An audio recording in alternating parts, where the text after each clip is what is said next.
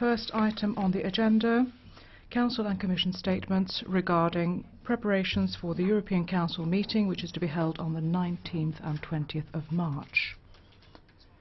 And I call, first of all, on behalf of Council, Ms. Kalniņa-Lukaševica. You have the floor, Madam. President, European Commission President, First Vice-President, ladies and gentlemen, honourable members, I am glad to address you today on the forthcoming meeting of the European Council. It will be dedicated to three major topics: energy union, the economy and external relations. And they all require adequate attention at the highest political level. Let me start with the energy union. Successful establishment of the European Energy Union with a forward-looking climate change policy is among the most important priorities of the Latvian presidency. And I am very satisfied to see that the Energy Union enjoys broad support also among the members of the European Parliament, which was reflected, among others, by the discussion on the 25th of February in the European Parliament's plenary in Brussels. We followed with great attention the debate and took good note of the views expressed. It is very important to keep the political momentum and to proceed without delays in making the Energy Union a reality. Over the last months, there have been several fruitful and constructive discussions on the Energy Union at various levels. The first was the Riga conference on the 6th of February, and I am very proud that it is in Riga where we started moving away from 28 different national policies to the good European one, as it was stated by the Vice-President Šefčovič. The Council started immediately to work on all the 5 dimensions of the Energy Union. Let me briefly mention some preliminary views expressed in the Council to give you an insight. The views expressed in the Council so far will be handed over to the President of the European Council, thus contributing to the debate of the European Council. First, on energy security, solidarity and trust. There were broadly shared views among ministers that reducing energy dependency and vulnerability, especially concerning gas supplies, is a priority. There was also general support for bolstering supply diversification strategies of sources, suppliers and routes, and reinforcing strategic energy partnerships. Second, on a full integrated European energy market, the Council underlined the necessity for strong and coordinated action to accomplish key infrastructure projects and to increase, reinforce and coordinate cross-border interconnections, as well as underline the need to fully implement the legislation. Third, on the energy efficiency. The Council underscored its importance in support of energy security, competitiveness, decarbonisation and innovation, as well as bringing direct benefits to consumers through lower energy bills. Fourth, on decarbonising the economy, the views in Council were in favour of using the potential of renewable energy sources more cost efficiently and sustainably. And concerning the 5th dimension, the research, innovation and competitiveness, the discussions in the Council touched upon the funding for research and innovation throughout Horizon 2020 that should be targeted effectively. Let me be clear that overall there is a common view in the Council that all 5 dimensions are equally important and interconnected, and they should be mutually reinforcing.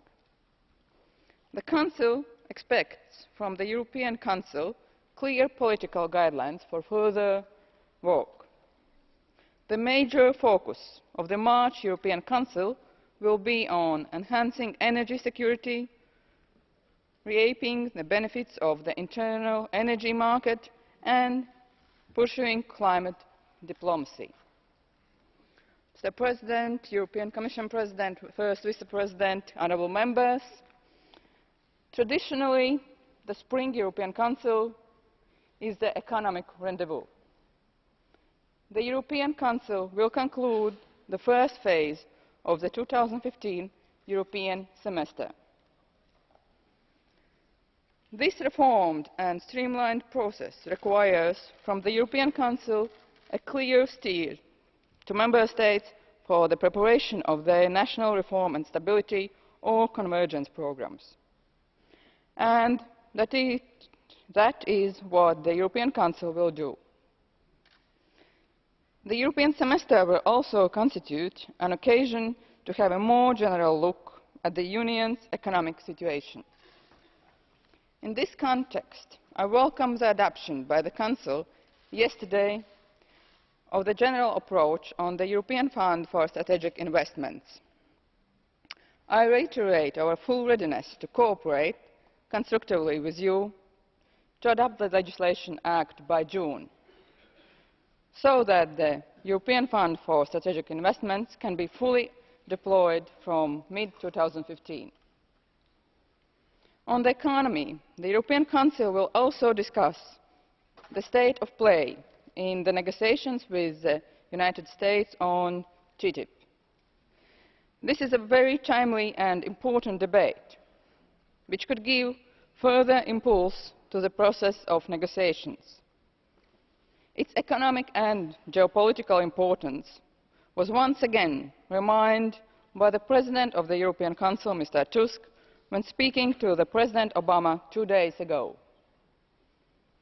Ladies and gentlemen, I will turn to the European semester in a more detailed manner during the joint debate in a while. But the third topic of this European Council will be external relations. Following the informal meetings of heads of states or governments on the 12th of February, and following a very fruitful exchange of views at Gymnich Foreign Ministers' informal meeting, the European Council will discuss the recent developments on the implementation of the latest Minsk Agreement, the situation in Ukraine and relations with Russia. Based on the assessment of the situation, the Council is expected to agree on further steps. This European Council will also give a steer to the preparation of the Eastern Partnership Summit. The summit will take place in Riga on the 21st and 22nd of May this year. We all want it to be a success. We all see at what cost comes the striving of some of the Eastern Partnership countries to build closer relationships with the European Union. It is paramount that the European Union shows adequate commitment. The European Council will provide guidance, in particular, on the objectives of the summit and on the way forward concerning some issues. Meaningful deliverables and clear vision for the development of Eastern Partnership in coming years, both in the multilateral field and in relations with each individual country, are equally important. The Riga summit should send a strong political message, reaffirming the strategic importance and our commitment to the Eastern Partnership Summit. This will also include implementation of the association agreements with Georgia, Republic of Moldova and Ukraine.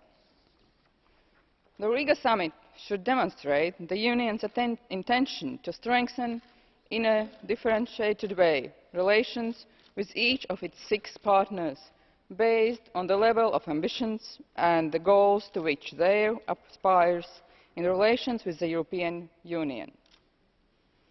More incentives for the most advanced partners and development of individual bilateral relations with other partners should be considered. Particular effort shall be devoted to advance the cooperation in such areas as state building, people-to-people contacts, as well as economics. In the Riga summit, we should reach the progress in mobility area as well as use current window of opportunity to deepen the EU relations with Belarus. Riga summit should emphasize that the Eastern Partnership has achieved concrete results and it is advancing. President, European Commission President, First Vice-President, honourable members, finally, the European Council will have an exchange of views about Libya. We have seen some positive developments as regards the reconciliation talks in Rabat under good offices of the UN Special Envoy Bernardino Leon. The Council will continue closely monitoring the situation in order to respond adequately when appropriate. The situation in Libya will also be discussed in the upcoming Foreign Affairs Council. The situation there is escalating, and this has consequences not only for the region but also for our own security. We are concerned about the destabilisation effect Libya has on the region, as well as illegal migration and terrorist threats that cannot be tackled without addressing the internal situation in the country. The European Council will revert to these issues in more detail in October in the context of a broader discussion on the southern neighbourhood. To better manage migration flows, it is important to continue to implement the comprehensive approach adopted by the Council on the 10th of October 2014. The Presidency will continue to closely monitor the situation and will address this issue at the upcoming Justice and Home Affairs Council this week and in June. I thank you very much for your attention and look forward to a very fruitful debate this morning. Thank you very much.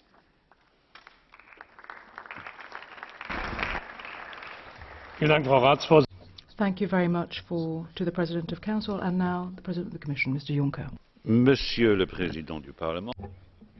President of the Parliament, President of the Council, Vice President, ladies and gentlemen. I would just like to say that the Commission is doing its work, is trying to work quickly and effectively. We have submitted for your attention and approval our investment plan. It's a significant investment plan. We have adopted new rules on transparency and I hope that you can draw on that because we need to draw up certain agreements. We've published a green paper on the Union of Capital Markets. That's crucial. And we've presented our initial ideas on the energy union. We have taken decisions on the question of surveillance in the course of the European semester. If you look at the decisions in detail, you see that they're like a poem. They speak for themselves. And so you should read them through to the end. We have launched our debate on the European migration agenda, and in the working programme that was presented to you, the idea was that we would agree on that agenda in July. But given the tragic events we've seen recently, Vice President Timmermans decided to bring forward the presentation of the agenda on migration. That will be for May. And we have also started to revise our neighbourhood policy. With your permission, I would like to briefly talk about the energy union. The objective that we all have to be striving towards on that idea of the energy union consists of guaranteeing the European Union's energy supply. We have to ensure that we should become competitive in energy terms, and we should not lose sight of our commitments on climate policy. On security of supply, we are not in the best possible situation. We import 53% of the energy which we consume, and that comes with a cost, 400 billion per year. We spend more than 1 billion euros per day importing energy, and we would do better to save those amounts. Our electricity prices are 40% higher than the prices in the United States. So in terms of relative compared competitiveness, obviously that removes from us all the means we would need if we were to evolve on an equal footing with the United States. So we have to bring together the 28 energy markets into a single energy union. We need to adopt specific measures to ensure that we can set up a more integrated, more interconnected and more secure market. And all of that is feasible. It's feasible if we are firmly committed to achieving those objectives. We saw that a week ago during a mini-summit in Madrid. President Hollande, the Prime Ministers of Spain and Portugal, and the President of the Commission were discussing about opening up the Iberian Peninsula, which it has been cut off in a sense. It's an island in respect of energy supply. The 2002 European Council in Barcelona, in which I took part as Prime Minister of my country, agreed on the 10% objective of interconnectivity. We're far removed from that, but with the decisions taken in Madrid, we will be getting closer to that objective. I'm impressed by the fact that the three governments in question have set up a working group which will monitor the implementation of the decisions taken in Madrid. Had we done that in 2002, we wouldn't have had to do it now.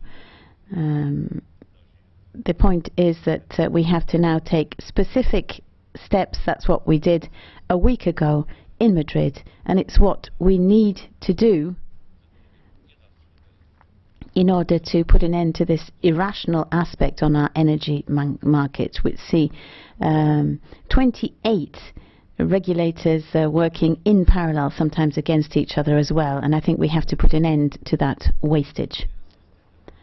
I would like to stress once again how important it is to respect our commitments in respect to the climate. The Paris summit is just around the corner, and we have to be ready to ensure that the objectives we have set, the 40% reduction, is supported by as many other partners as possible. The European semester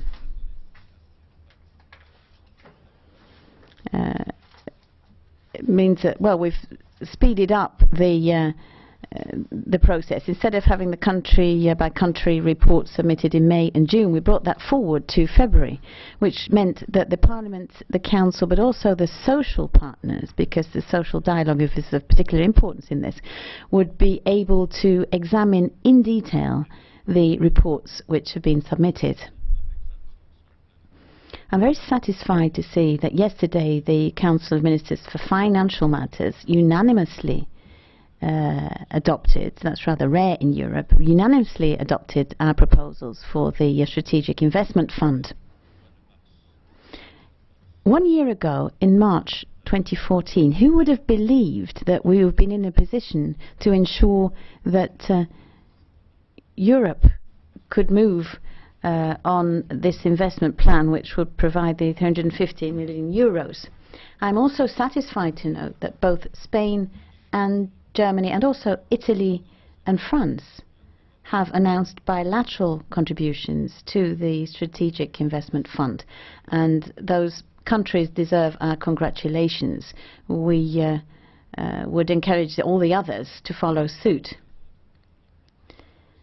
Now, for once, all of the other countries, well, they're imitating France and Germany instead of complaining about the overbearing influence of these two countries. The other countries should be following them. On this Strategic Investment Fund and the investment plan, I would invite the Parliament to act quickly and consistently. I know your debate. I'm fully aware of the positions of everyone, and I'd like to state here, as I did yesterday, that the Commission, Europe, in other words, Europe needs a guarantee of sound funding. Without the 16 billion, we will not be able to reassure investors and everyone else that the investment plan will work. So I really have to stress how crucial it is to make a guarantee fund available to the investment fund, which will cover the 16 million. I'm not going to get involved in the debate today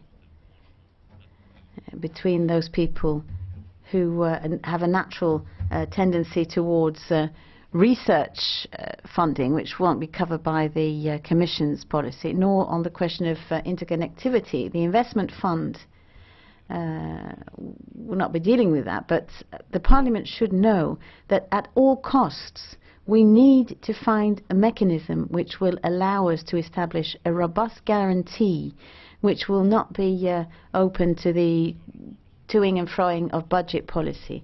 And it's highly likely that tomorrow the Council will be exchanging views on the free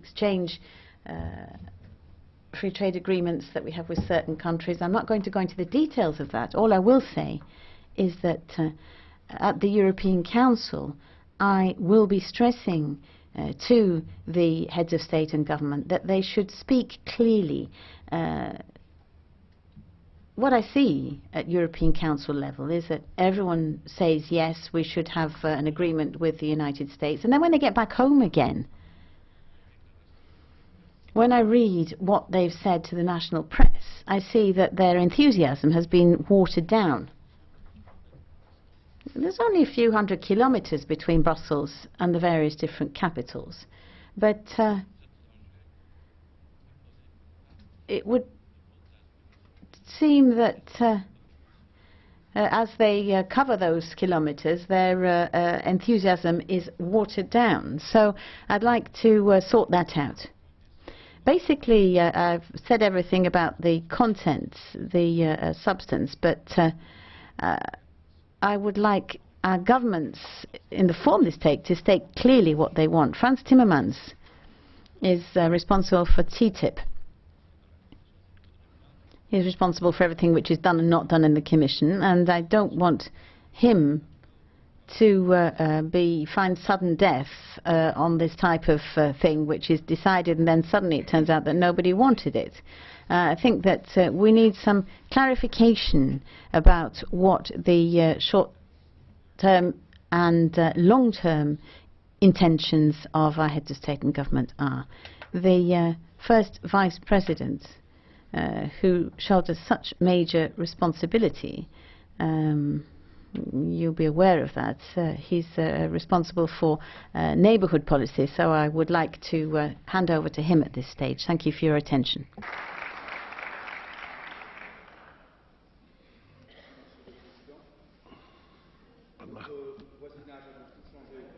Herr Kollege Timmermans. Mr. Timmermans, you're not actually on the list of speakers, but we are polite, and therefore we will give you the floor, but please be brief and please turn on your microphone, otherwise we can't hear you. We're of course very much looking forward to what you have to say to us. Herr Präsident. Thank you very much. Thank you, President. I shall indeed be brief. Comme j'ai dit, notre voisinage. As I said, Our neighbourhood has changed greatly over the last 10 years, from eastern Ukraine to Libya, to say the least. The neighbourhood has become a great deal more unstable, and now we're facing important challenges that affect many of our interests closely, namely security of supply in energy terms and managing migratory flows. Plus, our partners don't all have the same ambitions and aspirations in terms of their relations with the European Union. We are therefore facing geopolitical challenges of major dimensions. We have to take these factors into account when addressing the next Eastern Partnership Summit, which will take place in Riga, where we need to confirm the specific nature of this partnership as a part of our neighbourhood policy, and also to reaffirm that this partnership is not aimed against anybody.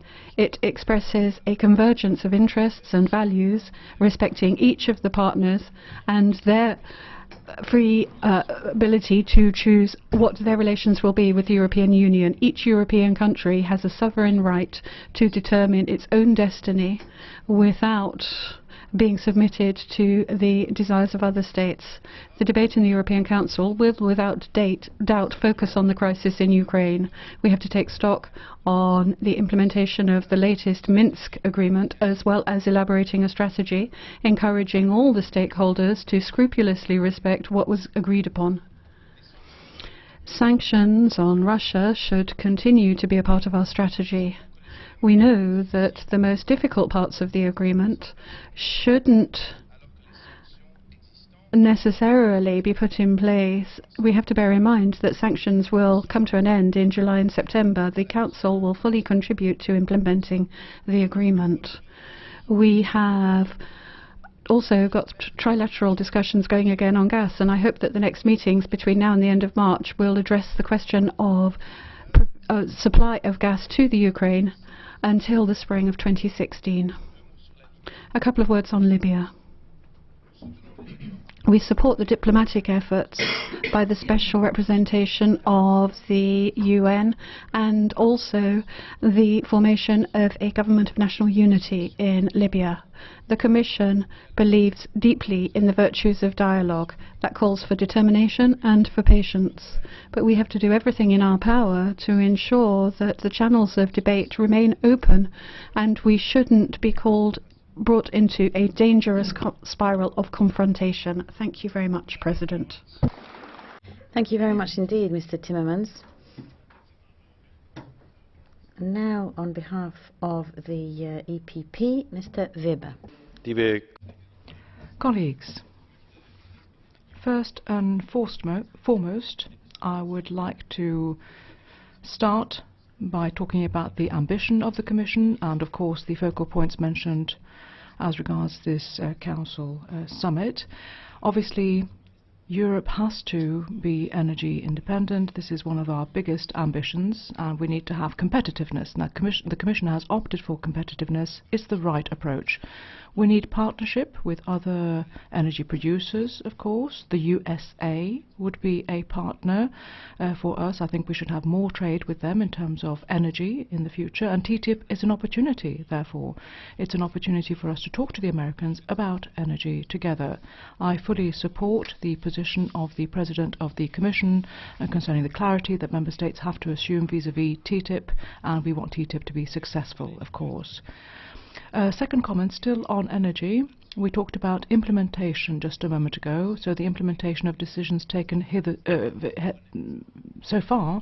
That is, if you like, a first priority for the Council, and I think the Commission should have a look at what exactly Council has agreed to, but what has not yet been delivered. For instance, France and Spain, interconnectors between the two countries, that's been on our agenda for a long, long time. It's been on the table, but unfortunately no progress has been made. So I think Council needs to be a little bit self-critical about what it's actually done in this area. And then a final comment, still on the same subject, climate protection and climate issues and the link between all this and that. The European Union is, of course, the global leader in this field. And in Paris, the EU has the lead. We are the ones really pushing for the fight against climate change. But I would like to take this opportunity to put out an appeal. We are, of course, the leaders, but we need to look around us and see whether anyone is actually following us, anyone is supporting us, because again, it's a matter of competitiveness. Let's not forget our own competitiveness. The President of the Commission talked about the costs. So yes, of course, we want to be ambitious, we want to be courageous as European Union, of course, but nevertheless, we have to be realistic on the global stage. Then a second chapter that I wanted to broach on this occasion, it has to do with the economic situation in the EU and in particular the situation in Greece. Dear colleagues, the EPP wants the euro to stand firm. We want to make sure that Greece is a stable partner within Europe and for the European Union. As for the aid that has been guaranteed now, an extension of the programme, we as Europeans want that. In the German Bundestag, we've never had such a broad majority in support of a programme. Never before has such a broad majority supported this kind of programme. So, yes, the Member States want this partnership with Greece, absolutely. Having said that, we also need a Greek partner that is going to work seriously with us. Now, when we hear the government saying, well, Brussels says the programme will be extended, Athens says there is no programme anymore. In Brussels we talk about the fact that there's going to be monitoring with the institutions being the new name given to this form of cooperation, whereas Greece is saying something quite different, saying this is no longer happening.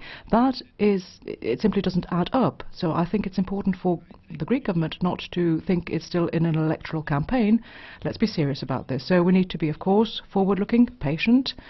Athens has a major responsibility to shoulder in this exercise, that goes without saying. And President, if I may, I would like to take this opportunity that as concerns the decision on France, the EPP group would emphasize that the EU is not about making a distinction between large member states and small ones. It's not double standards. It's very important to make that clear. And finally, a concluding point, as far as Minsk is concerned, we have hopes. We hope that we can secure peace in the Ukraine. And of course, as far as we're concerned, we need to be united. We need to stand firm and united. And of course, the economic problems faced by Ukraine have to be tackled as well. You know, a lot is being done, but it's not yet enough. Europe needs to do more in order to make sure that Ukraine can be helped in economic terms as well.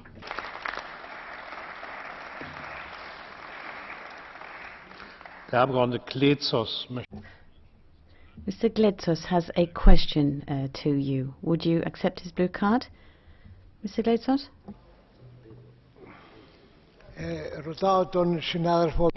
I would like to ask our colleague Weber to specify exactly, or to understand what's happening. Is the Greek people actually asking to respect its sovereignty or not?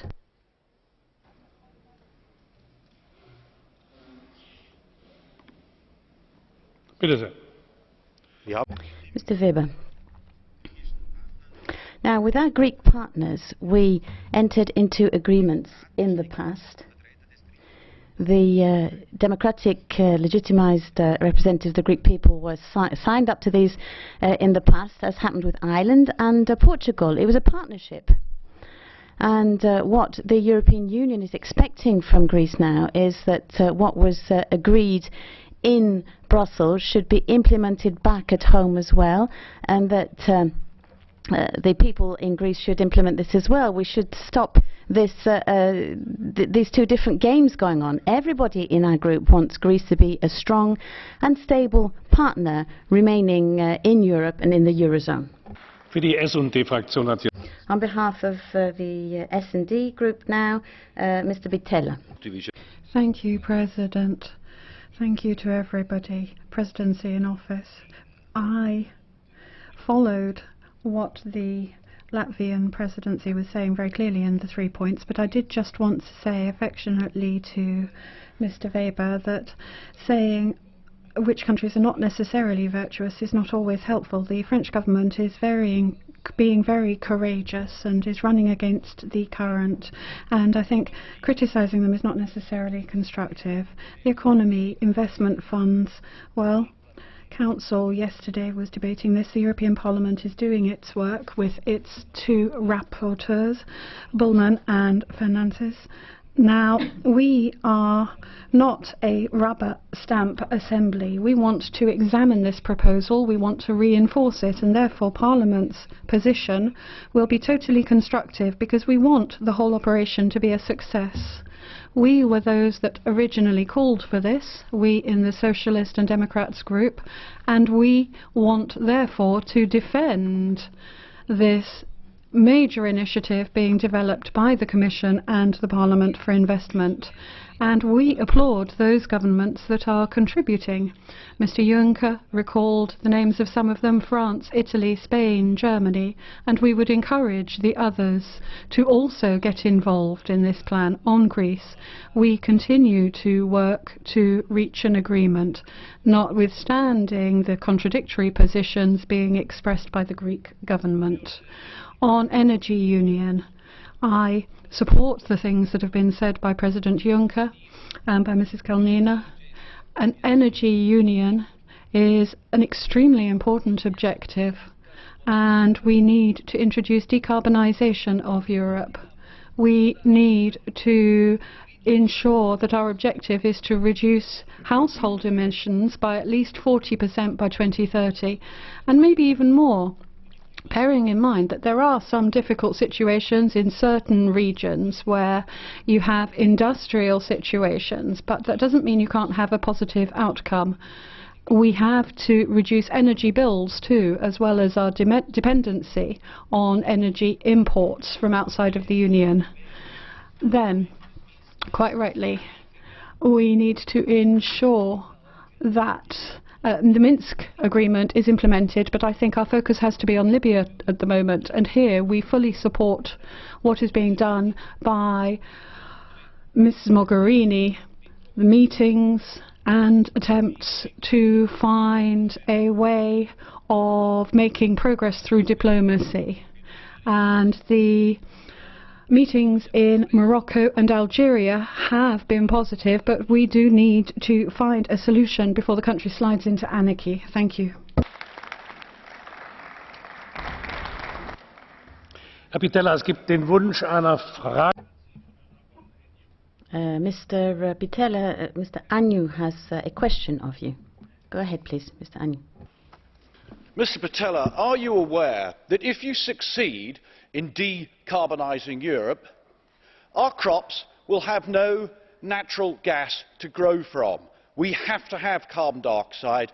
This is madness, absolute madness what you are suggesting, and our industry, our agricultural industry, is going to suffer heavily if we attempt to bury carbon dioxide in the ground. It is absolutely mad.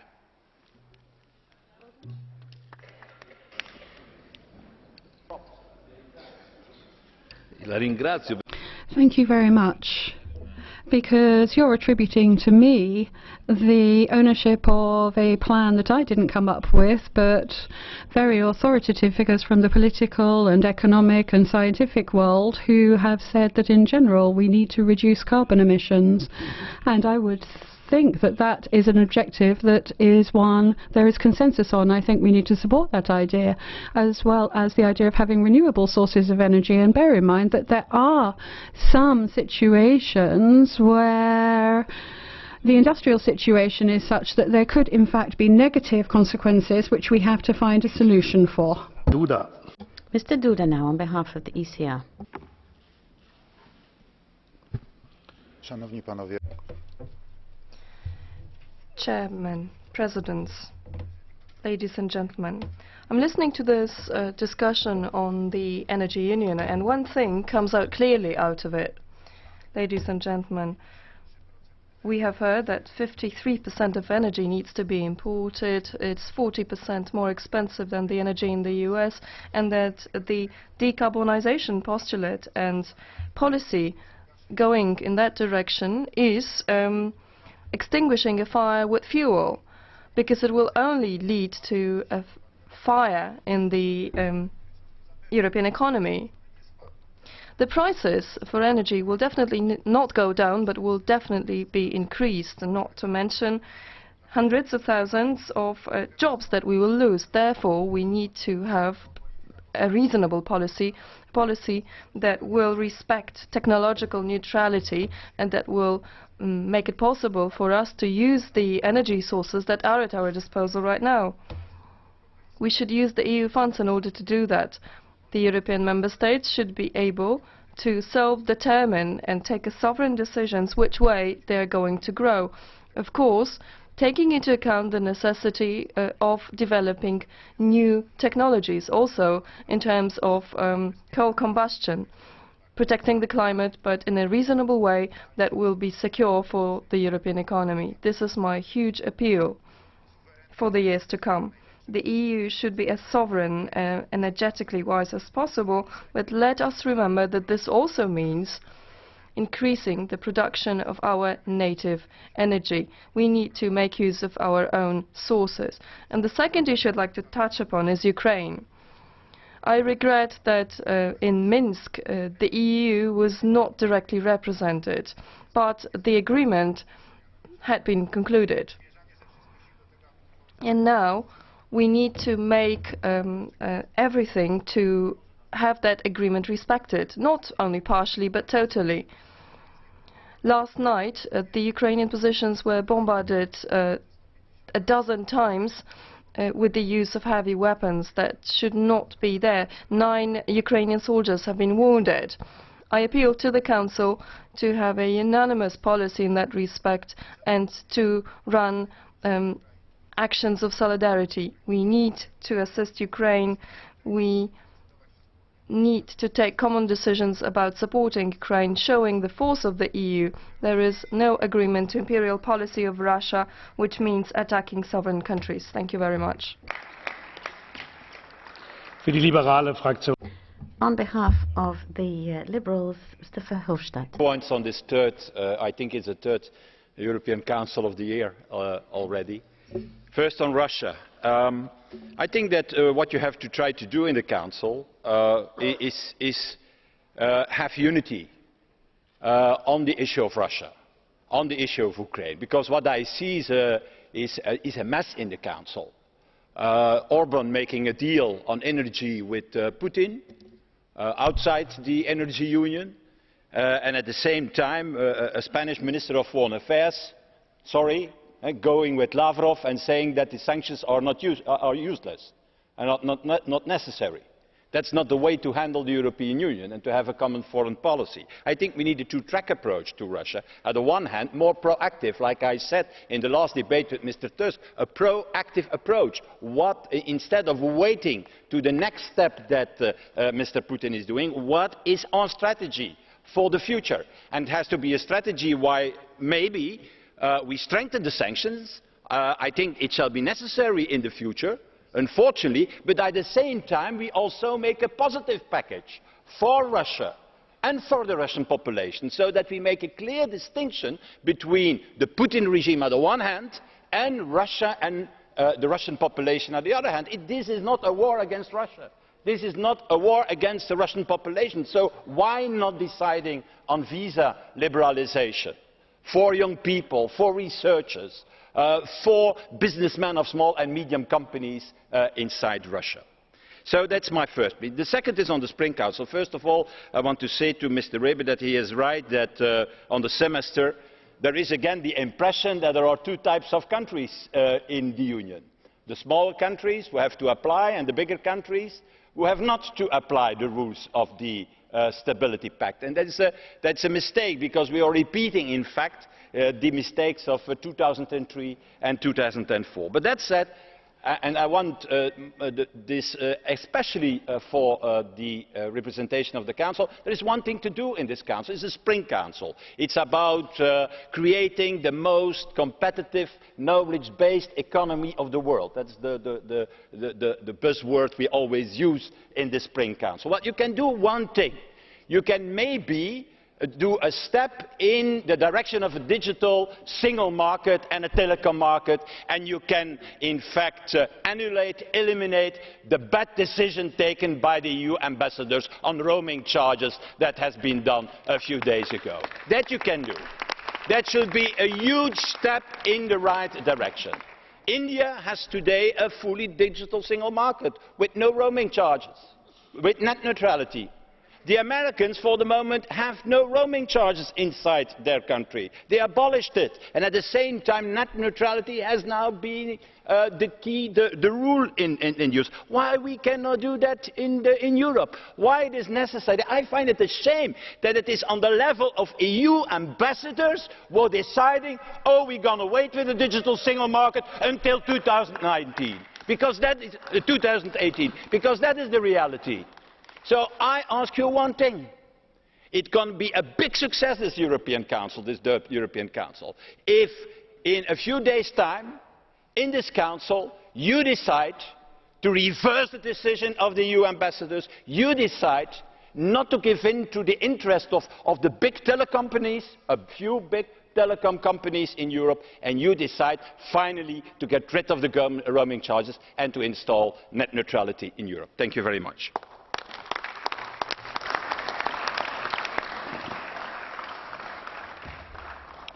Verhofstadt. Mr. Verhofstadt, there is a question for you from Mr. Etheridge. It's not possible? No? Okay, yes, go ahead, please. Thank you, Mr. Verhofstadt. That was very entertaining and eloquently put, as always. You started your speech by pointing out the difficulties with sovereign states and their ambassadors having different views and different priorities when dealing with Russia. Doesn't that, out of your own words, condemn the whole idea of a common EU foreign policy to the rubbish bin? Because there are too many different priorities. It can never work, can it? 28, I agree with you that with 28 different diplomacies and 28 different armies, it is not possible. And that's the reason also. But you can continue with your British army. There's no problem for me. But in any way, I think that if you look to the world of today, if you look to the empires that are India and China and the United States and at the same time Russia, I think that the time is very near that we're going to decide on a European army in the European Union. Für die Fraktion der Vereinigten Linken. Now I would like to give the floor to Mrs. Zimmer on behalf of GUE.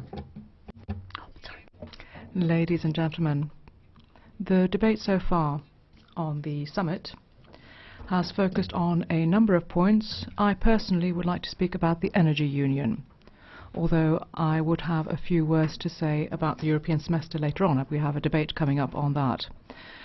I wanted to really get back to basics, Mr. Juncker, because I got the impression that neither Council nor Commission has really addressed the issues that stand behind the energy union, basic questions which have not been addressed. For instance, do we really want to carry on like this?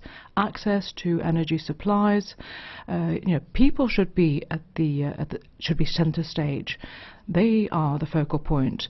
Security of supply, stability, and all of that should not be addressed from the point of view of corporations, but from the point of view of human beings.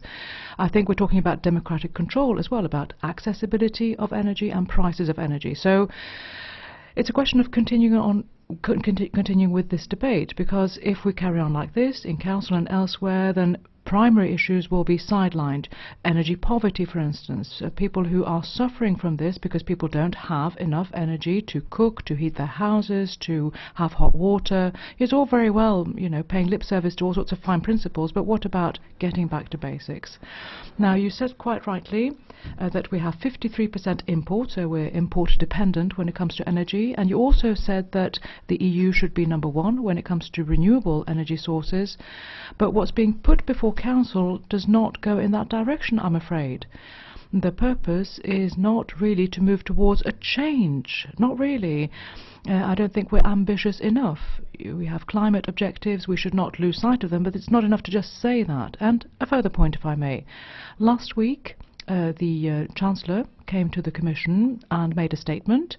She said that she would make sure that TTIP was signed this year. Now, I wanted to draw your attention to that. TTIP and the energy union, yes, of course, there is a connection between the two, and it's about fracking at the end of the day. Now, you did not mention this at all. Neither Council nor Commission mentioned the word fracking today. And yet fracking is one of the topics that will serve as a basis for discussions, and this is why you want to accelerate TTIP. That has not been said. I wanted to draw your attention to that. Fracking, as far as we're concerned, is not appropriate. We do not believe it is appropriate, and it would actually lead to more climate change, and we want something different, a different basis. In Mecklenburg-Vorpommern, for instance, in the last few years we decided to cancel drilling, and so far we've had no real information as to why they decided to interrupt this program of drilling. It seems to me that there's a lot of work that needs to be done urgently. We need to therefore stop the introduction of fracking, and we also need to be very careful about TTIP and fracking in this respect. So please make sure that you take this on board much more than you have done hitherto. Thank you. Thank you very much indeed, Mrs. Zimmer. Our colleague Grappini has a blue card for you. Go ahead, please.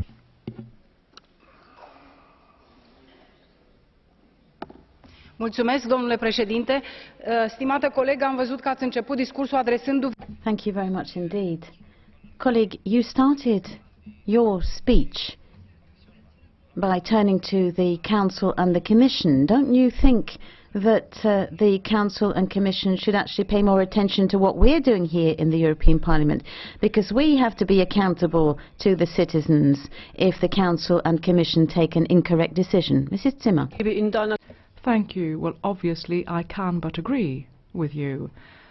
Having said that, it's important to address the fact that Council and Commission have simply not taken on board Parliament's position. That's precisely why I turned to both institutions, to make it clear that there are members of this Parliament who have a different position on this. Thank you very much indeed. Now on behalf of the Greens, Mrs. Harms. President, colleagues, Guy Verhofstadt said that this is already the third summit this year. Allow me to add to that, moreover, it's a summit that even if Jean-Claude Juncker spoke very calmly about this, you know, you're going to be very famous for this eventually. It's a summit which once again is taking place in times where the European Union is under huge pressure in various different directions. Greece is not the most prominent issue on the agenda for the summit, but everyone knows that when people go home, it's not only in Greece that they say something different to what they've been saying in Brussels. In Germany as well, I see that people who've said something about Greece in Brussels go home and say something very differently, and very easily put at stake the question of European unity when they're talking about back home. So, but also in the question of the behavior of the European Union vis-à-vis new and aggressive policy being implemented by Russia, we see that things are going in different directions as well. We've discussed this, but it's clear to me as well that there, once again, it boils down to whether we, as Europeans, actually are going to stand up for what we normally describe as being the European idea. If we believe that citizens on this continent outside the European Union also should be able to decide in favour of freedom and democracy. It's about whether the lies which are coming out of Moscow right now and this aggression, whether we are going to allow ourselves to be blackmailed by those policies. And let me say, after the dreadful murder of Boris Nemtsov, we cannot really be saying that this question of sanctions, that we need to change something about it. We need the sanctions, not as a kind of showing Putin how to go about it, to bring him up properly. These are sanctions, these are something which I think that show that we are acting as a European Union. The Energy Union, that is the sphere which was introduced by Donald Tusk in this area. But unfortunately, as Gabi Zimmer and others have quite correctly mentioned in debates in Brussels as well, unfortunately, we face the major risk that ideas which dominated the energy union yesterday will push this debate into a hole, rather looking to the future, a future-looking project for the European Union.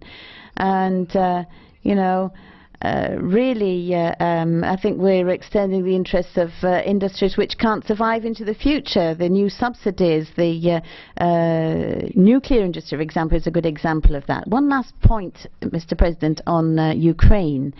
I believe that we have to do an awful lot more. We have to be there, present in Ukraine, as a power which is really there for change. A really well-coordinated task force which is going to help Ukraine to move out of this crisis. We need that.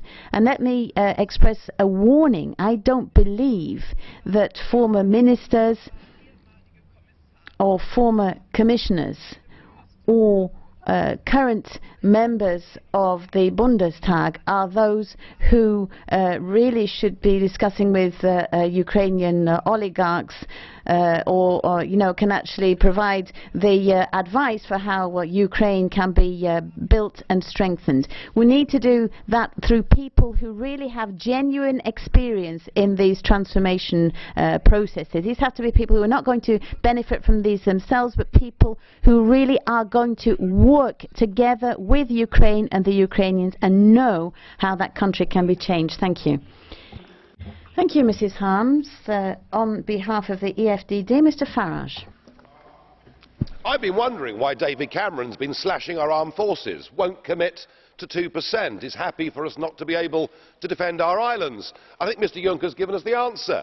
We're going to do it at an EU level. We're going to have a European army. Now, when I raised this last year with the Deputy Prime Minister, Liberal Democrat Nick Clegg, he said it was a dangerous fantasy to even talk about an EU army. I hope every Liberal Democrat voter has heard Mr Verhofstadt today, the leader of the European Liberals, crying out for militarisation at an EU level. Of course, the truth is, it's already happening. We already have a European Defence Agency. We already have EU battle groups on active service all over the world. We already have an EU Navy active against the Somali pirates, and who can forget Eurocorps here in Strasbourg last year, virtually goose-stepping that ghastly flag round the courtyard outside. And of course the Lisbon Treaty, Article 28, provides for all of this. Tony Blair was right. He said the European Union is not a project about peace, it's a project about power. And I think Mr Juncker is trying to seize on an opportunity. We ourselves in the European Union provoked the conflict through our territorial expansionism in the Ukraine. We poked the Russian bear with a stick, and unsurprisingly, Putin reacted.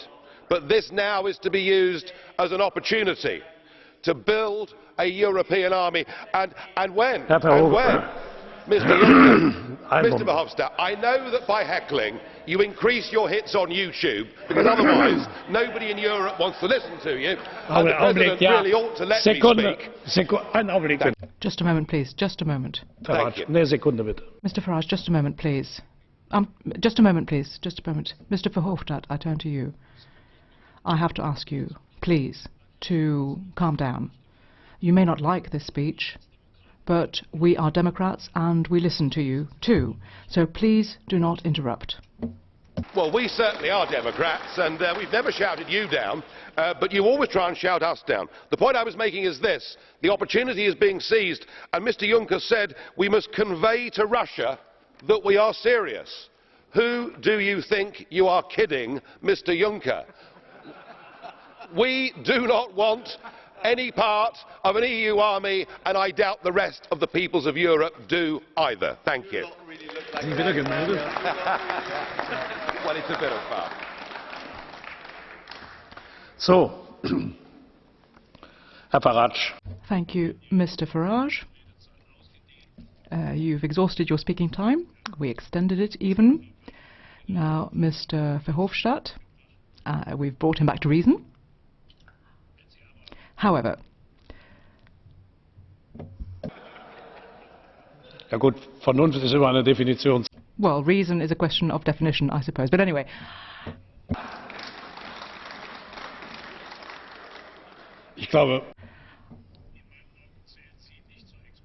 I'm not necessarily saying that you're the expert when it comes to defining reason, but what I can tell you is that I asked Mr. Verhofstadt to please listen to you. I hope he will continue to do so in the future.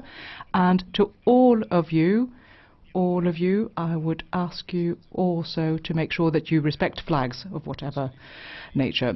Mr. Sulic, I believe you had a question, is that right? To Mr. Farage, I take it? Is that right?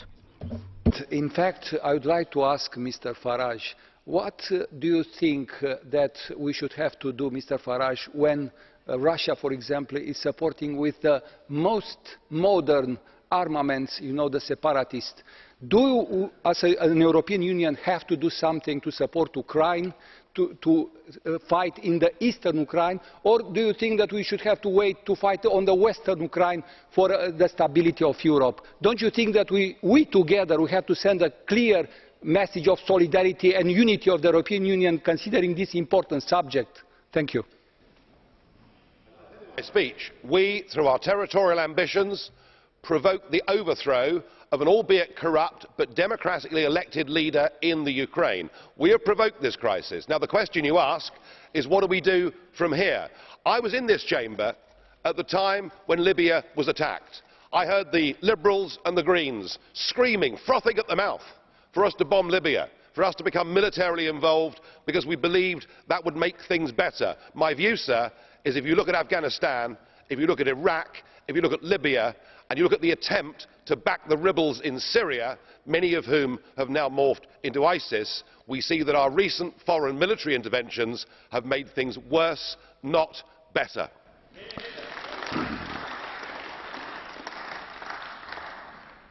Das Wort hat jetzt der And now I call for the non-attached Mr. de Graaf. Voorzitter, op de agenda van... President, on the European Council's agenda, once again, the situation in Ukraine will be present, and I'm very worried about the role of the EU. President Juncker has called for the creation of a European army, and that reminds me of another president, President Mao, who annexed Tibet. I think it seems clearer and clearer that there is an agenda of aggressive enlargement for the European Union, but the Commission, I think, is making a mistake here. Russia isn't Tibet, and Putin isn't the Dalai Lama. Juncker supports Poroshenko, a war criminal who bombarded the population in Lugan, and the day when Nemtsov was assassinated, the major opponent of Poroshenko, Mr. Chichitov, was found dead.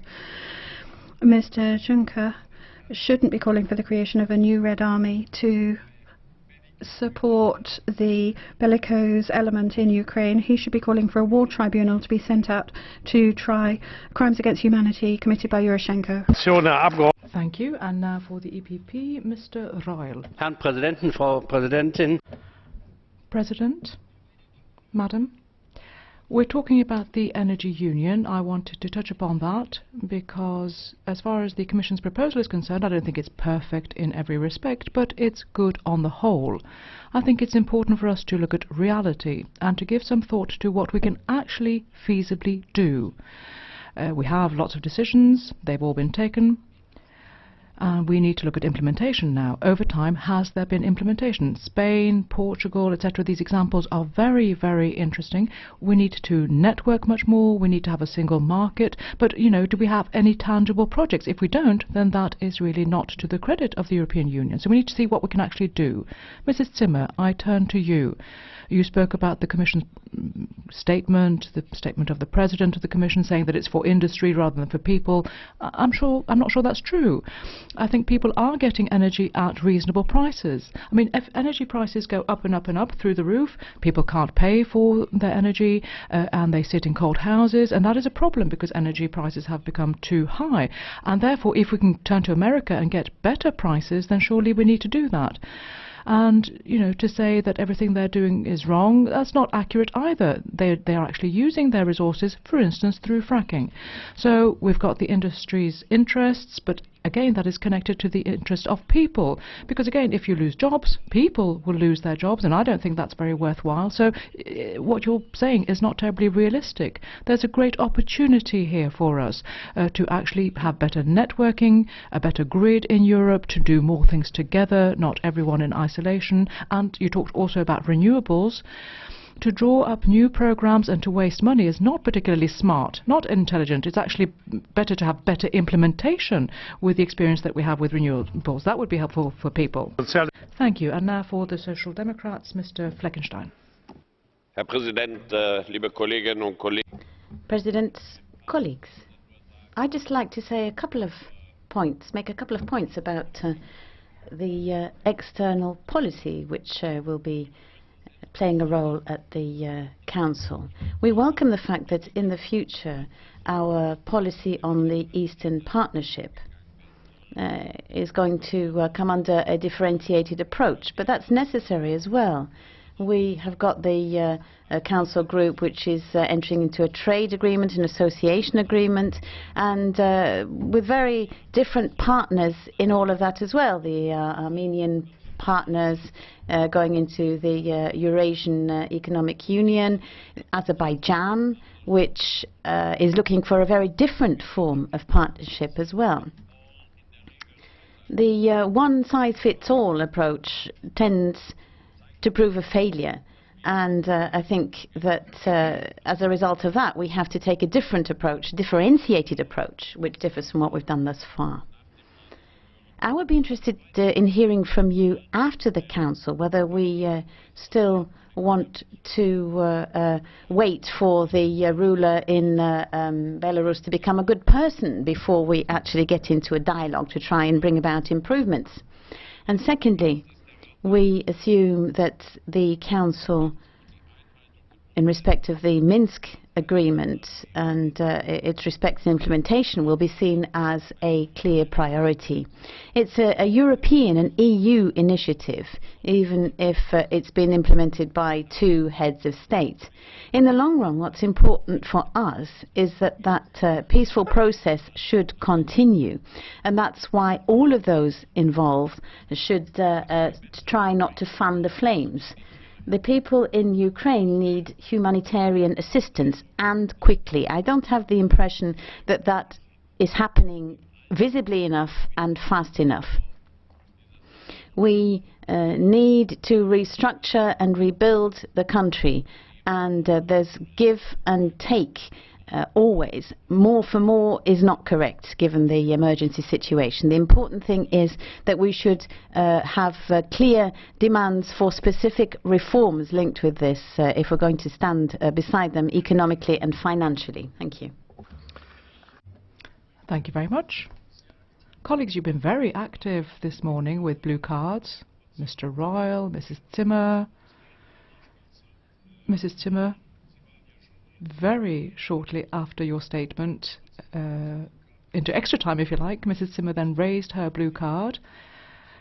I couldn't see it at the time, and because time is marching on, I suggest you perhaps get together and settle this bilaterally, if that is appropriate.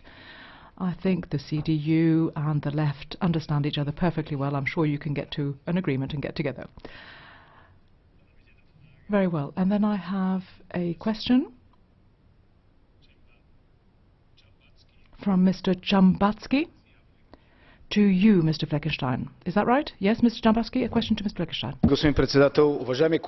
Thank you, President. Distinguished colleague, you have been talking about the foreign policy of the European Union, and yet you have not mentioned the Islamic State. Don't you think that the European Council should discuss the crimes committed by the Islamic State and the countries that support them, like the Republic of Turkey?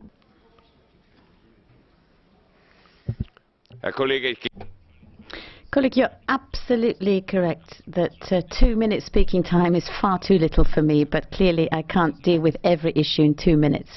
That's why I concentrated on the other point. I'm sure that that is a discussion, a debate which will also take place at the Council. Thank you. And now for the ECR, I call Mr. Fox. Thank you, President. Next week, the Council will discuss the crisis in Ukraine and the EU's plans for energy union. And the common theme between these subjects is Russia and the threat it poses. Russia is providing military equipment, financial assistance and troops to the so-called separatists in Ukraine, sparking a conflict in which more than 5,000 people have died. Mr. Putin talks peace, but at the same time his government is doing everything possible to prevent it. As the British Defence Secretary noted, he is behaving like a 1930s tyrant. In these circumstances, we must remain resolute. Should Russia not abide by the latest ceasefire, then we should increase sanctions further. And at a time when the solidarity and resolve of the NATO alliance is so vital, it is not helpful, Mr. Juncker, Mr. Verhofstadt, for you to start fantasising about an EU army. Mr. Putin also uses energy policy to threaten us, and here the EU can play a useful role. I welcome the Commission's plans on energy union. I want a continent-wide single market in both gas and electricity. This will increase competition, lower prices for consumers and businesses, and that will create the growth and jobs we all want.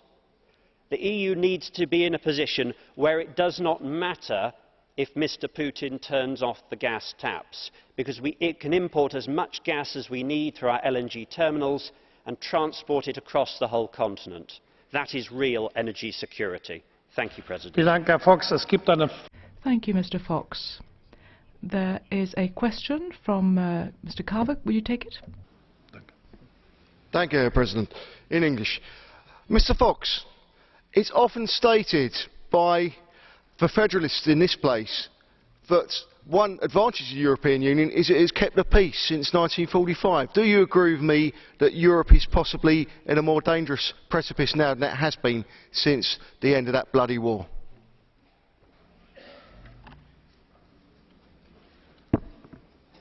I think the European community and the European Union have played a role in preserving peace on the continent, but I think the cornerstone of peace in Europe has been NATO, and I emphasise the importance of that military alliance, of our allies in the United States, Canada and Turkey, and talk of an EU army is very dangerous indeed. Thank you very much. And now for the United Left, Mr. Silikiotis. President Mr. Juncker, energy is not a good to produce benefits just for multinationals. It's a basic common good, and that's why the Energy Union really has to address energy poverty first and foremost, and should allow equal access for all to energy, and to establish energy infrastructures which will support the people. Those are the priorities that the Council should be focusing on. Now, basically, we want, and we don't want an energy union which will serve specific interests and continue exclusion and inequality. We need to look at the energy agreements between the EU and third countries. We are always against those because basically they limit our national sovereignty and limit our roles, but also they limit national flexibility in establishing multi-dimensional, multinational energy relations. And I think that we need to adopt very specific measures to put an end to the exclusion of certain member states so that they can effectively solve their problems of energy supply. We need an energy union which will be supported by an end to these austerity policies as well that we've been seeing implemented. On a comment now for Mr. Weber. Please respect democracy, finally. Respect the sovereignty of the Greek people. The Greek people cannot decide simply to change a policy and continue. It's still being pushed down by the same disastrous policy and has a right to call for change. Thank you. Now for the EFDD, Mr. Borrell. Thank you. President, the European semester whose first phase is concluding, should be looked at very carefully because it's taking place 5 years after the adoption of the Europe 2020 strategy and also at the same time as quantitative easing. Quantitative easing is extremely important, very wide-ranging and is innovative in the institutional and financial European context. It's important now to create that the institutions support the efforts being made by the ECB.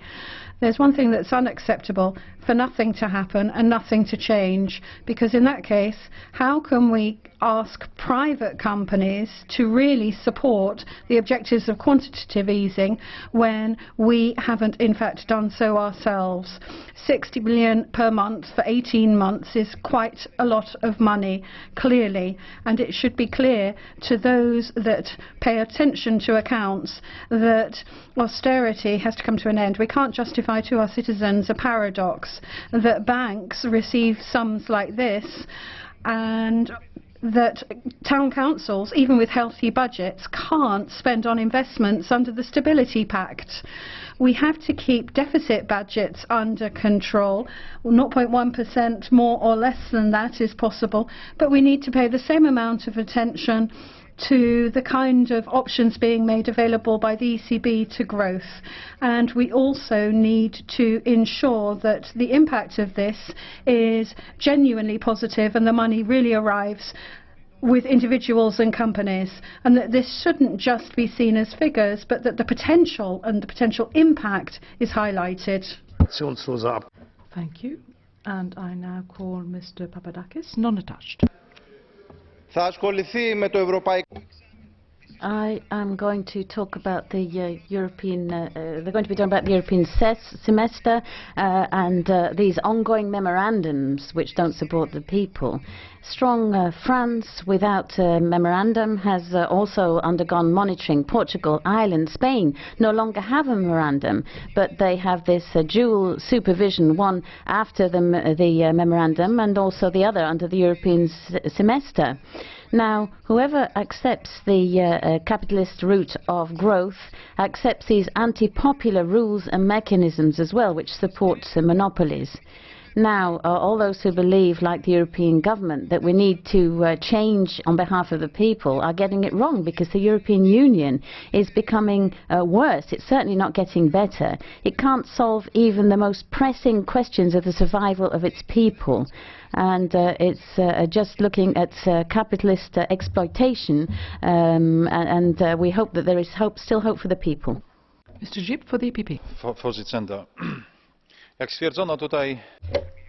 As it has been stated on behalf of the Council, the March Council is above all focused on economic issues. However, I think there is a strong political component, because the energy union is not only about economy, but it's also a political dimension important for all EU member states. We need energy security, we need that strategy. We also need the future shape of energy policy. It should both have its external dimension, but also should be based on the internal market of energy. That kind of union should focus on transparency and solidarity. We do all remember moments when we lacked such solidarity in many member states. Many societies suffer because of insufficient energy. The energy union cannot only be about a revision of energy security. There were many doubts about what we have adopted in the past.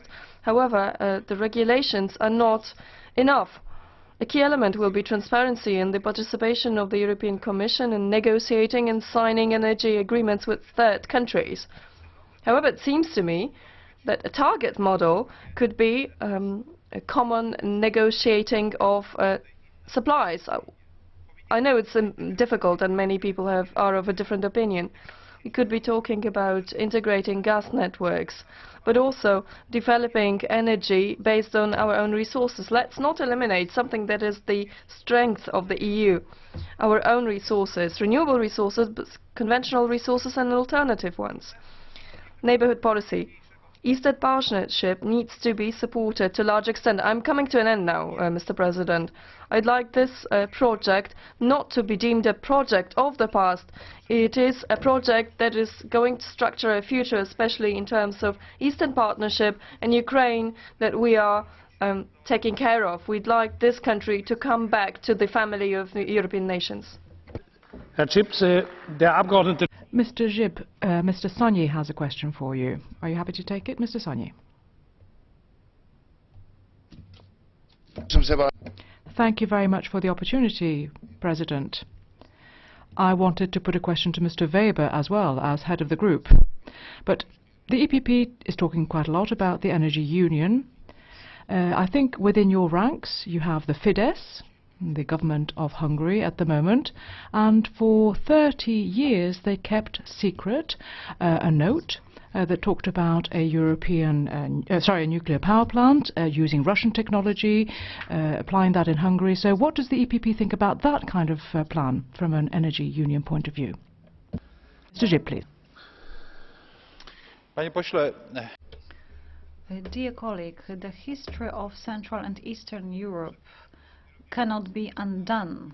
We can't do anything about it, nor can we do anything about the economic relationship from the past.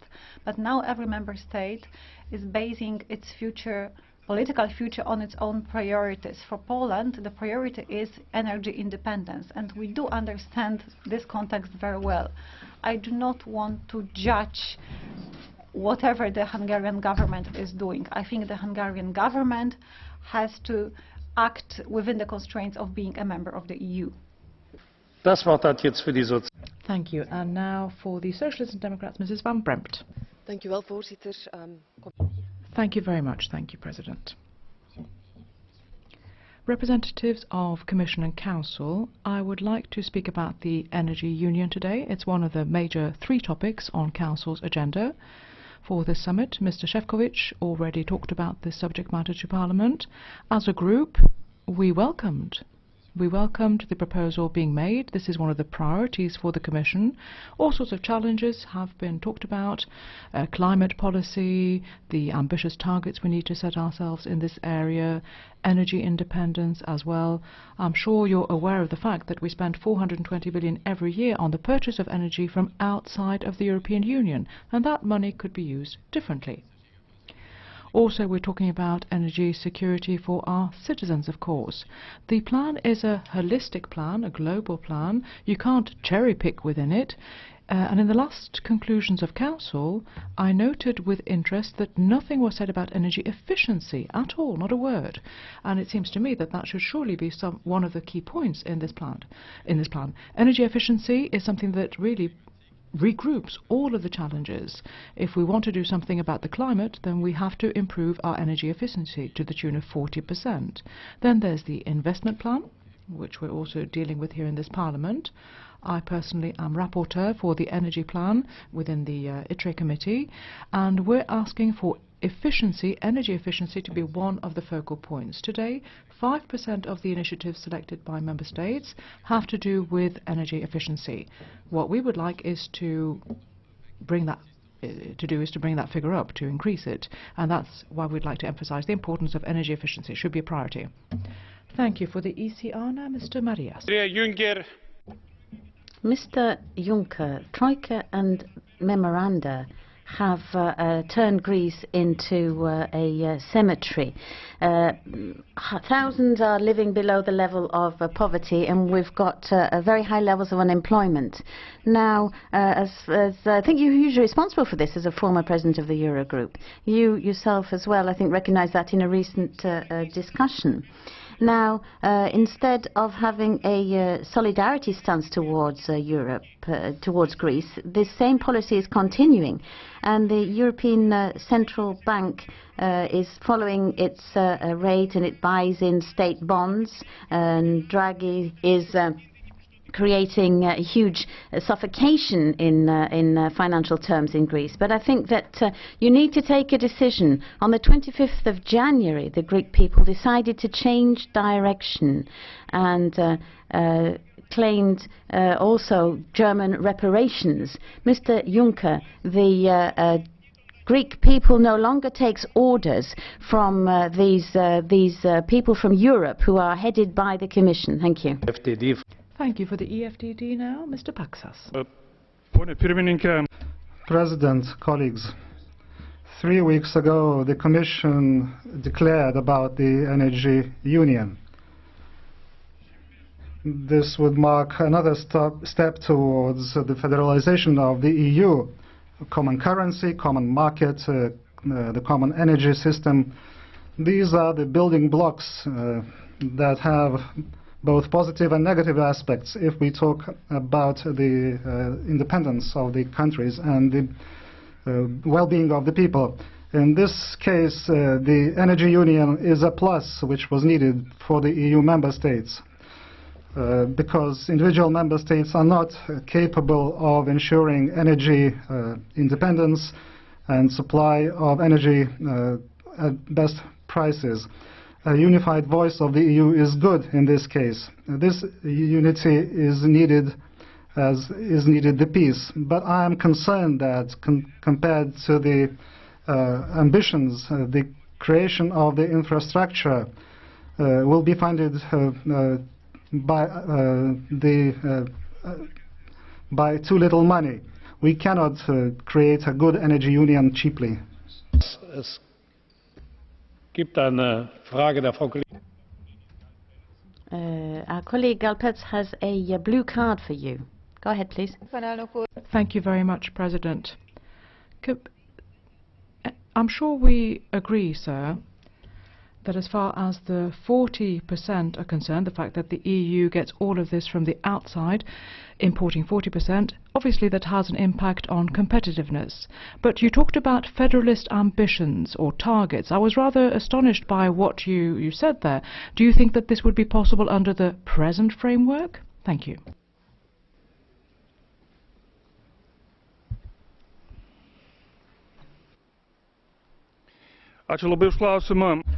Thank you for the question. When I talked about the federalist ambitions or goals, I meant the union of free EU member states and the areas where this can be done without any federalist ambitions. This should be done. Thank you very much indeed. Now Mrs. Le Pen. The Juncker plan is supposed to create growth, but it's going to be a failure. It will spend public money, but it won't in fact get the leverage of private money that it wants. Private capital and the financial guarantee of the European Union and public infrastructure of general interest are all covered.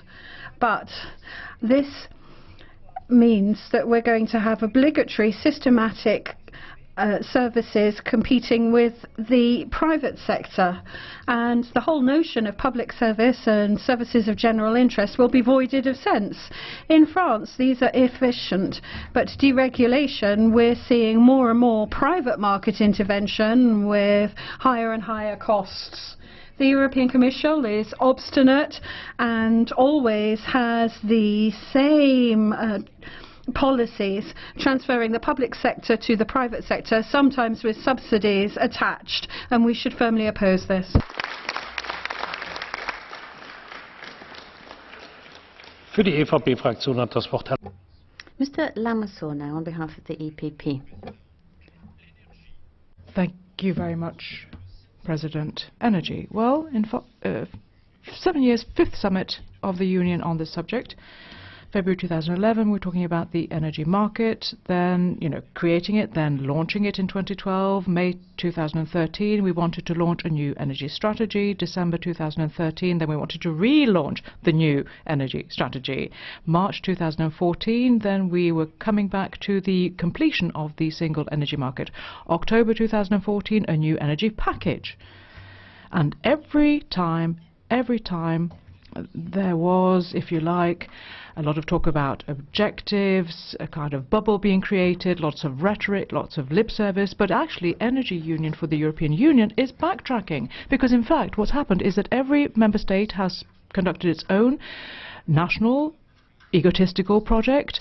Some have turned to Russia for gas. There were no responses to the untraditional sources of energy that we could have used, and the whole market basically collapsed. So the transfer one. And now, for the first time, Council is being asked to address a global policy dossier. So please let us adopt it now, once and for all.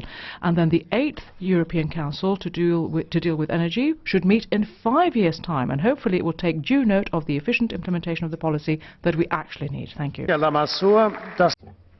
you, Mr. Lamassoure. Now, on behalf of S&D, Mr. Groothe. Thank you, President. Well, I don't think it's a rhetorical bubble. I think the energy union is opportunity we should seize to ensure that this is a policy that can bring us together, move us forward in the European Union and ensure prosperity. We should pull out all the stops to ensure that the energy union is a resounding success. What I believe is important here is that we as the Parliament should be very clearly involved, and that it's not in the wake of the energy union that things are organised under the European semester, but that we have to have this dealt with very clearly under legislative procedures, and that will ensure that the Parliament is involved at all stages. I think that will give broad legitimacy then for the energy union, which we clearly need. And I'm totally convinced that with Nova Secretary it's at the cutting edge, this will be a success. Thank you very much indeed. And now Mr. WILIMSKY. Ladies and gentlemen, we're having a debate about the European Council summit, and I think it's proof once again how distorted our policies are here in the European Union. We've got Ukraine, we've got Russia, and at the same time the European Commission is, through its president, Mr. Juncker, asking for the establishment of an EU army in the very same breath. And he says that this EU army should be positioned against Russia if needs be. Now, it seems to me that deserves some explanation. The President of the Commission will be taking the floor at the conclusion of this debate. Perhaps he could be a little bit more specific. What exactly does he mean in terms of an EU army? Would it be marching against Russia? Surely this is completely wrong-headed. We need support measures. We need to make sure that we do things that are politically effective. We certainly shouldn't be we certainly shouldn't be fanning the flames. That's the last thing we should do. So again, we also need to look at the economic situation, the parity with the US dollar. We know, of course, that there can be fluctuations, and this has an impact. So I think it would be in our interest to develop a union where we have a community of sovereign states, ones that cooperate with one another. And we don't want to be told what to do. Thank you. Herr WILIMSKY, Mr. WILIMSKY, colleague Treuer has a question of you. Thank you very much. Thank you, President. Mr. WILIMSKY, I was wondering whether you were familiar with the studies from 2007, which talk about a common European army, which could actually give us more monies for common security. The states of the EU only spend 50% of what the USA spend, but in terms of effectiveness it's not very positive at all. So it would be something that would make sense to have a voluntary European army. I think the proposal is actually rather interesting. Mr. WILIMSKY? Well, we live in a democracy, of course, I grant you that, but I come from a neutral country, and with every fibre in my political body I fight for that neutrality. I want to maintain that neutrality. My home country is Austria, and I don't want our country to be integrated into some kind of international army, being used as a football, as a political football by the United States of America. Those who want to, fine, can go ahead, but please do not involve Austria. Thank you. Honorable González Pons.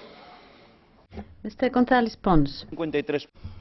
53% of energy is imported. That's unsustainable for the EU. We need a European energy market, but we can't do that if we don't have interconnections. such as those that in Madrid in March, France, Spain, Portugal, the Commission and the EIB all called for. On Russia, we must support the Minsk Treaty, and it's also true what was said. This isn't a war against the Russian people. This is setting the brakes on Russian nationalism, and we should continue with sanctions. But sanctions shouldn't be paid for by farmers. The policies that are adopted by the institutions towards countries shouldn't affect the most vulnerable in society. So the farmers, the people in the fields, shouldn't be paying for us to set the brakes on Russian expansionism. On Libya, I agree with Mr. Timmermans. We need to encourage dialogue. We need to foment dialogue. But I would say, in addition, we shouldn't forget that Libya is running the risk of falling into the hands of the Islamic State. And the Islamic State in Iraq is not the same as the Islamic State 15 minutes flight away from Southern Europe. And let me also say that today is the European Day for the victims of terrorism. So I would call for everybody to not forget the victims, and that we should, in fact, stop all terrorists. We should dismantle all bans, and we should never forget their pain, because today, the European Day for the Victims of Terrorism, is the day when we should remember that if we forget the victims, then the terrorists, one way or another, win. Thank you. Honorable Kofod. Mr. Kofod. Kære Juncker, skal EU være en stærk og for pres på grund af Mr. Juncker, the European Union is already coming under pressure from Russia through its gas supplies. Russia, which is not holding back its tanks and its soldiers towards a neighbour of the European Union. This means that we need a green energy union. We need to focus on investment in sustainable energies and reducing CO2. An energy union is the key to shaking off this Russian pressure. The Commission has no clear responses as to how it's going to become a leader on sustainable energy, as Mr. Juncker has promised. We need energy security, a common external policy, and we need to be an alliance of peace rather than setting up a European army. Thank you very much. Thank you, President. Madam President, Vice President, talking about the energy union, it's high time for us to act. But you will not be consistent if you don't sound a clear signal on the price of coal. And this is a very specific issue. We have to address this. It's something that is certainly within our reach, and yet I see that Council does not want to implement the Stability Reserve. They have a lot of reservations about it. And therefore, Madam, I turn to you, talking about the Paris Summit. If you want that Paris Summit to be a success, you have to move ahead more quickly. The Parliament is asking you to implement the Stability Reserve, and we're asking for a clarification for the long-term investments for the environment and to really focus on this issue. Now, Mr. Juncker spoke earlier about contradictions in terms of the capital's behaviour, their attitude in the European Council on the one hand, and then what they say back home about the TTIP, about the transatlantic agreement. Now, there is the ISDS. We have the greatest reservations about that. You have said so too, and we would ask you to abide by what you have said to this House, to this Assembly. Those who support the agreement will say, well, first of all, we need to define these standards together, and once the standards are agreed, they will become international standards. These are the most ardent supporters who say this. And you're also saying we need to be more demanding. But in negotiations, how do you go about this? You want to be demanding, and at the same time you want to sign an agreement as quickly as possible and at any cost. How can you reconcile the two? And the ISDS standard, dispute settlement, this is precisely where Europe has to pull its weight. It's a matter of leverage. It is a crucial issue that we have to address, and we can't allow multinationals to use arbitration in order to defend only their interest to the detriment of democracy. We now move on to the Catch the Eye. We only have 5 minutes, and it's Mr. Zver to begin with. Thank you very much. It would be interesting to compare the main topics of the European Council today. In the past, the crisis has brought a lot of evil for the European citizens, but on the other hand, we have seen also some positive developments. We are even more connected, even integrated. And when speaking about the European Union, we are speaking about the union of capital markets, banking union, digital union, energy union. Not to even mention the European semester before the crisis, which hopefully we're about to overcome.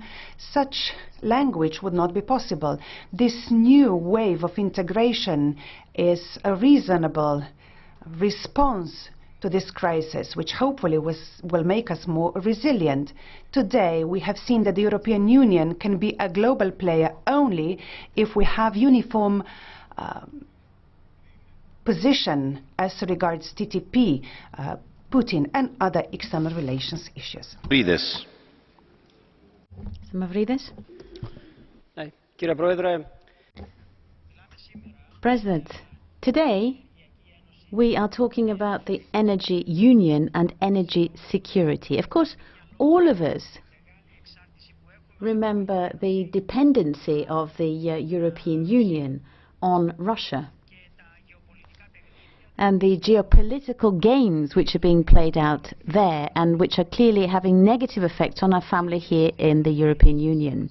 But what I want to say to you and to the Commission and to my colleagues is that we have to show in practice our solidarity by addressing this issue and recognizing the fact that within the European Union we have our own resources within the exclusive economic zone of the Republic of Cyprus.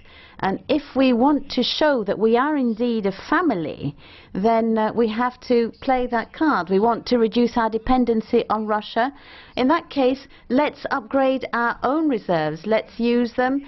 And let's address Erdogan. In that way, we will be showing that we believe in European values and that we are all members of the same family. Jakovic. In my intervention, I would like to support the ambition of the Commission to create a single energy union in the European Union. I would also like to use all the arguments that we talked about in connection with circular economy, too high energy price dependence on one supplier, and all the other arguments that were very important. I would like to make a proposal to Mr. Timmermans and the Commission. I would actually like to draw your attention to the fact that the Balkans is full of green renewable energy. The potential on the Balkans can make it possible to create a lot of green renewable energy. This way we could help the candidate countries to grow in terms of economy, and on the other hand, we have a source of huge potential of green energy in our neighborhood. Thank you. Thank you very much, President. 2 brief notes on the European Council on energy. What we're really seeing increasingly is that it's vital that we have public control of this strategic sector of production and distribution of energy.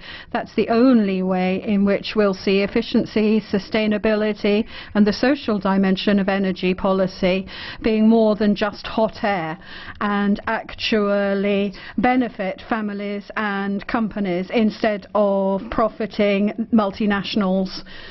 Now, they're the people that will benefit from the strategic investment plan as it's currently designed.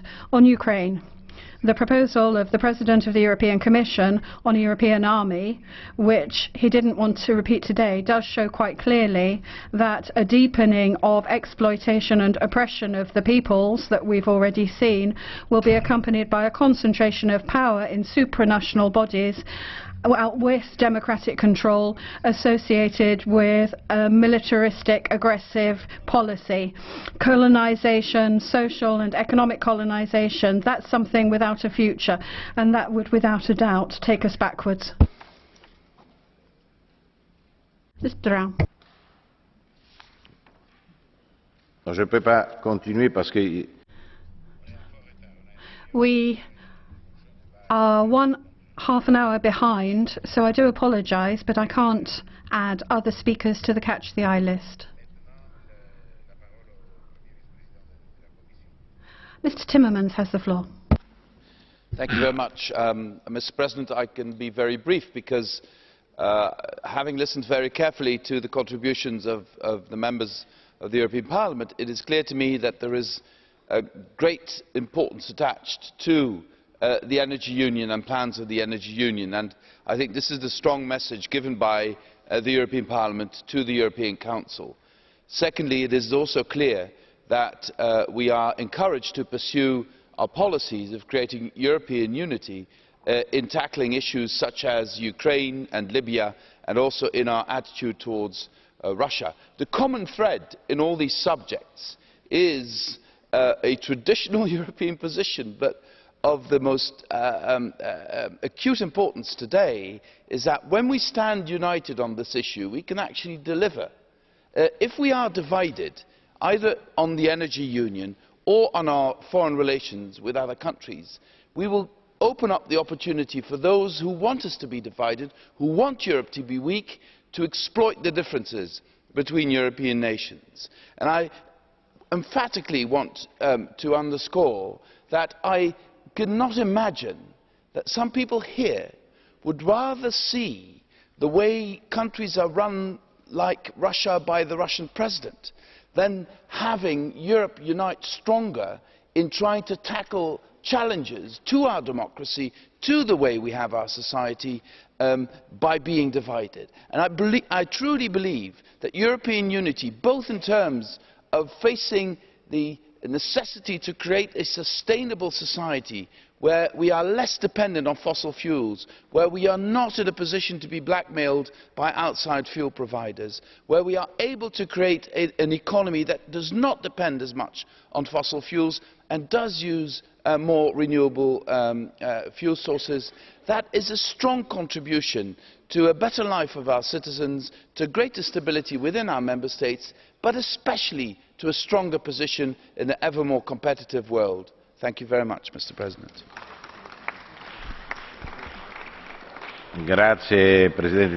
Thank you very much, President Timmermans, and thank you too for having understood the constraints.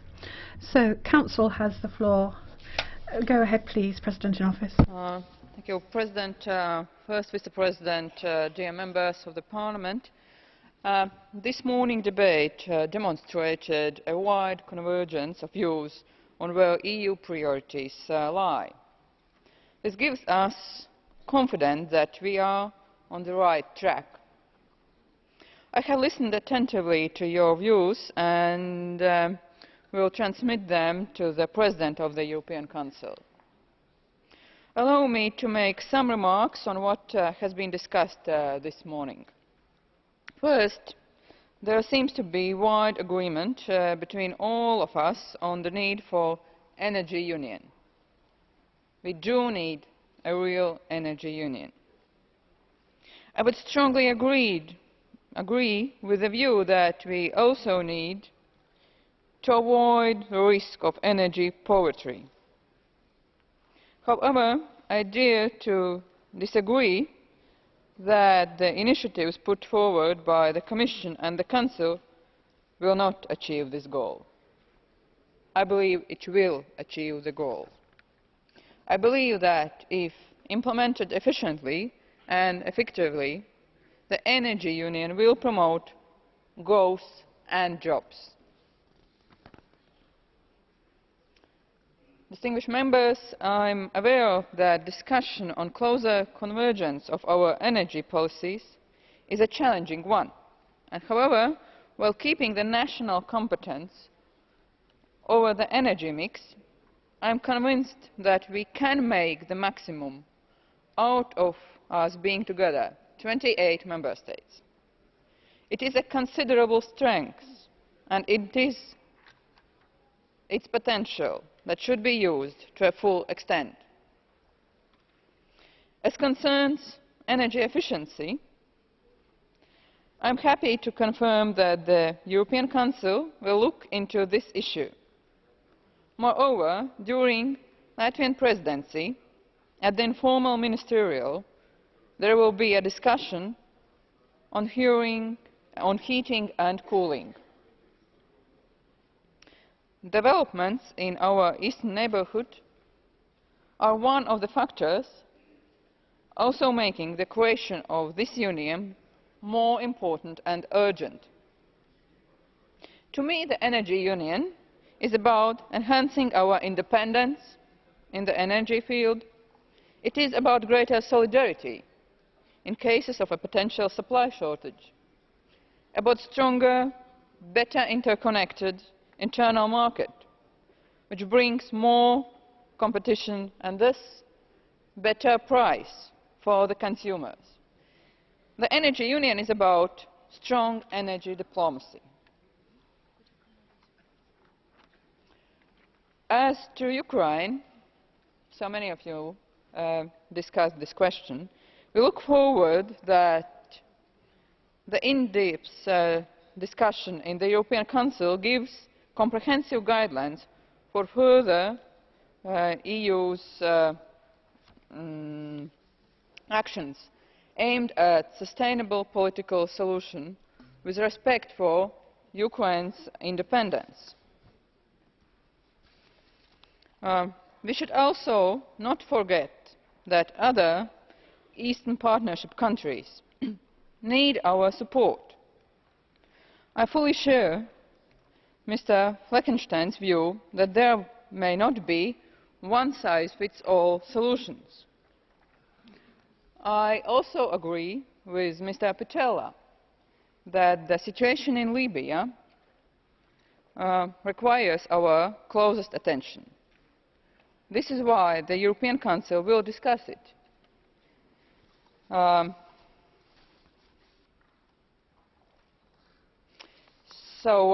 This is clear that there will be very crucial debates. The European Council will discuss the situation in economics.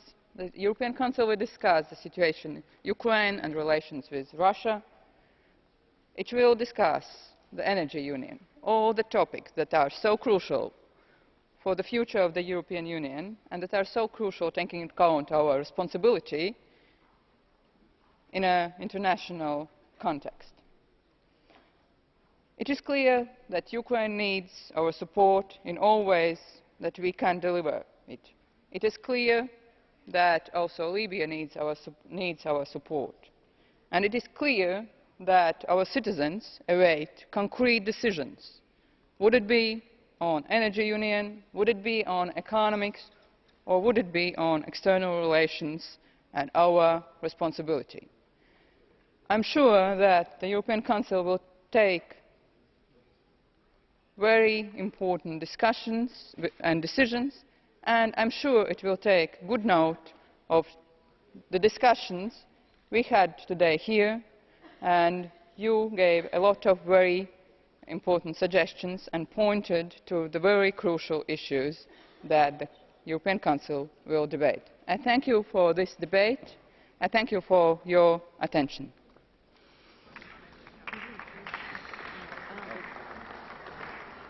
Grazie, la discussione è chiusa. Thank you. That concludes that debate. And now on our agenda we're going to have a joint debate on the European Semester 2015 with the Gabriele and Gutierrez Prieto report and Rosati.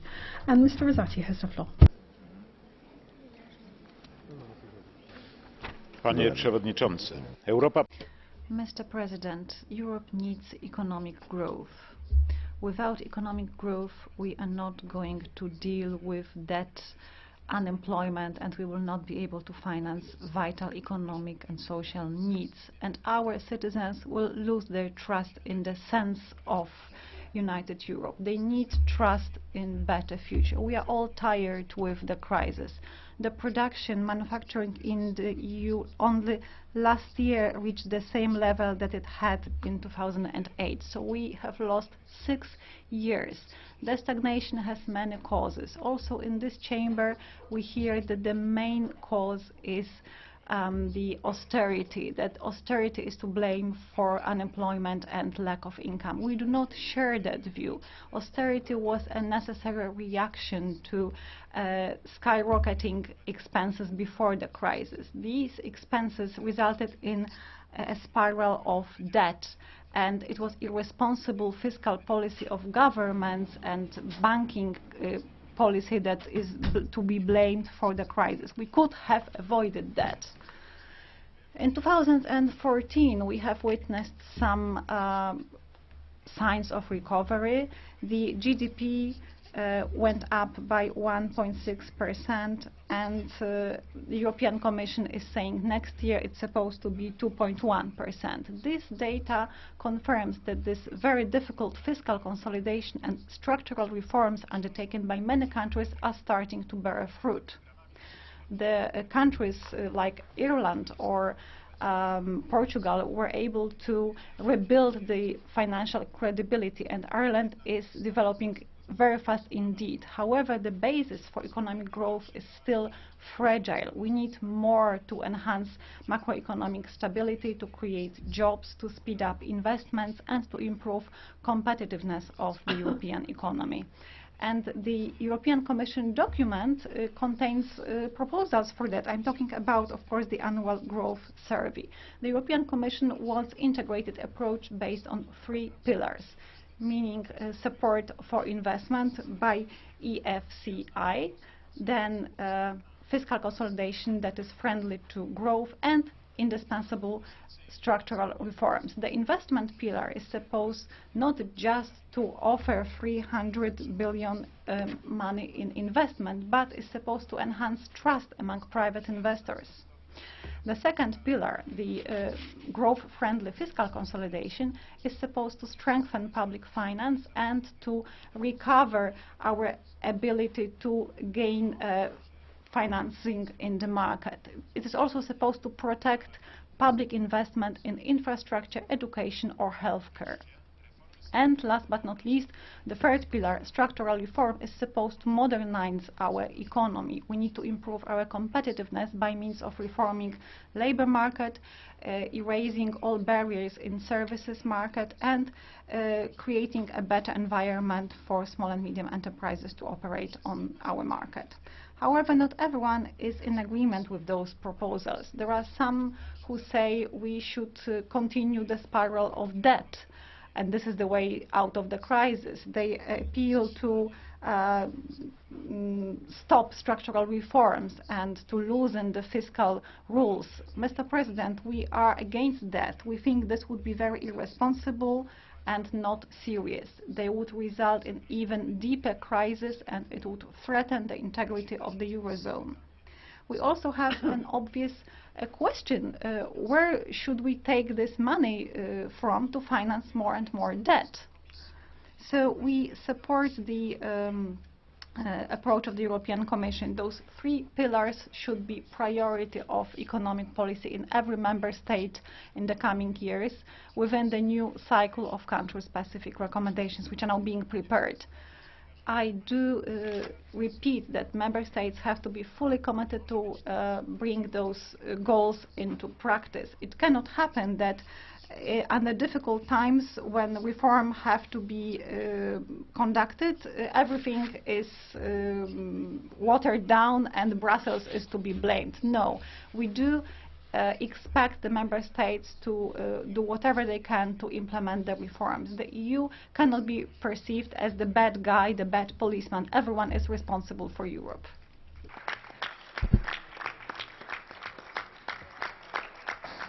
L'altro relatore